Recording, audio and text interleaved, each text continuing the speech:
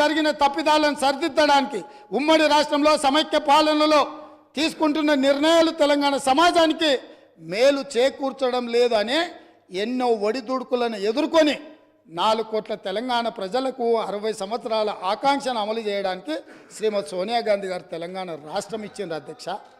అట్లా ఇచ్చిన తెలంగాణను వీళ్ళని నమ్మి వీళ్ళ చేతిలో పెడితే 10 సంవత్సరాల దివాలా తీయించి కొల్లగొట్టి ప్రాజెక్టులు పక్కున బలిగిపోతుంటే దాని మీద క్షమాపణ చెప్పకుండా ఇంకా ఎదురుదాడేంది అధ్యక్ష.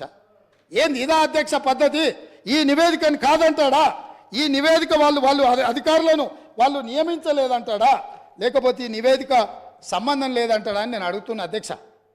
ఇవాళ మాజీ మంత్రి హరీష్ రావు గారిని నేను నిలదీస్తున్నా. మీరు బాధ్యులు, మీరు ఈ దుర్మార్గాలకు పాల్పడ్డది మీరు.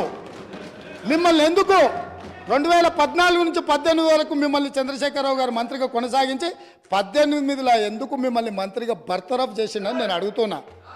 మీరు ఈ దోపిడీలో ఆ తర్వాత వచ్చిన చంద్రశేఖరరావు ఈ శాఖకు మంత్రి, ఈ పాపాలకంతా వాళ్ళిద్దరు కారణం కాదా అధ్యక్ష? వీళ్ళిద్దరు కలిసి ఈ రకంగా తెలంగాణను మొత్తం చెదలు పట్టించారు అధ్యక్ష. తెలంగాణను మొత్తం దోపిడీ. ఇట్లాంటి పరిస్థితుల్లో ఇంకా కూడా ఈ రకమైన మొండి వాదనలు తొండి వాదనలు వద్దు హరీష్ రావు గారు. జరిగిన తప్పులు సరే, విజిలెన్స్ అండ్ ఎన్ఫోర్స్మెంట్ నివేదికిస్తే వాళ్ళని తిడుతుంది, కాగ్ నివేదికిస్తే వాళ్ళను ఆరోపణ చేస్తుంది, వాస్తవాలని చెప్తే మా మీద దాడి చేస్తుంది. మరి మీరు నియమించుకున్న అధికారులు ఇచ్చిన నివేదికని ఇది కూడా తప్పుడు నివేదికనే అధ్యక్ష? ఇది కూడా తప్పుడు నివేదికనే అంటాడా? అంటే ఎటు పోతున్నాము అధ్యక్ష? మనము ఎక్కడికి వెళ్తున్నాము? ఏం చర్చ జరుగుతుంది అధ్యక్ష?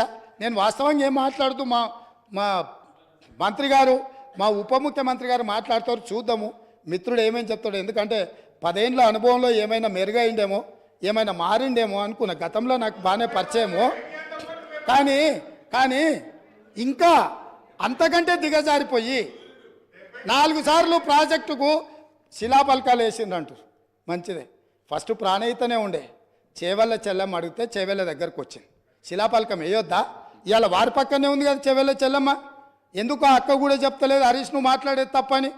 చేవెళ్ళ ప్రాజెక్ట్ ఆగిపోతే అక్కతో పాటు మేము కూడా ధర్నాకు పోయి లోపలికి దిగినాం కదా. వీళ్ళు వచ్చినాక దుర్మార్గం జరిగింది, చంద్రశేఖరరావు ముఖ్యమంత్రి అయినాక దుర్మార్గం జరిగింది.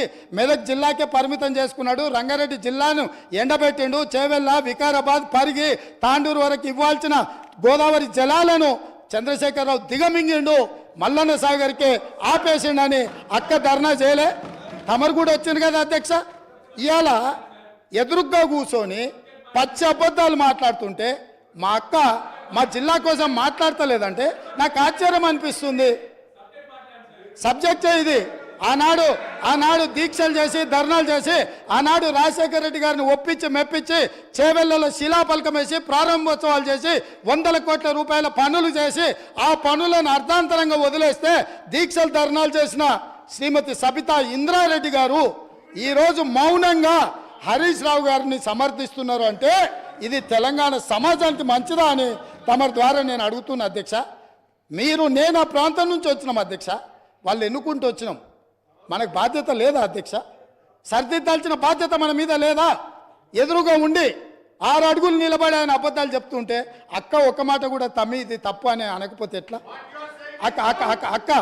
అక్క బాధ్యత ఏంది? బాధ్యత ఏంది? తమ్ముళ్ళు తప్పు చేస్తే చెప్పాలి, తమ్ముళ్ళు తప్పు మాట్లాడితే సరిదిద్దాలి. కానీ ఆ పని చేయరు.